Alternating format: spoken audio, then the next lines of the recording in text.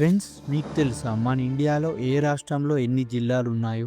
ఆంధ్రప్రదేశ్లో 26, అరుణాచల్ ప్రదేశ్లో 26, అస్సాంలో 35, బీహార్లో 38, ఛత్తీస్గఢ్లో 33, గోవాలో 2, గుజరాత్లో 33, హర్యానాలో 22, హిమాచల్ ప్రదేశ్లో 12, జార్ఖండ్లో 24, కర్ణాటకలో 31, కేరళలో 14, మధ్యప్రదేశ్లో 55, మహారాష్ట్రలో 36, మణిపూర్లో 16, మేఘాలయలో 12, మిజోరంలో 11, నాగాలాండ్లో 17, ఒడిస్సాలో 30, పంజాబ్లో 23, రాజస్థాన్లో 41, సిక్కింలో 6, తమిళనాడులో 38, త్రిపురలో 8, ఉత్తరప్రదేశ్లో 75, ఉత్తరాఖండ్లో 13, వెస్ట్ బెంగాల్లో 23.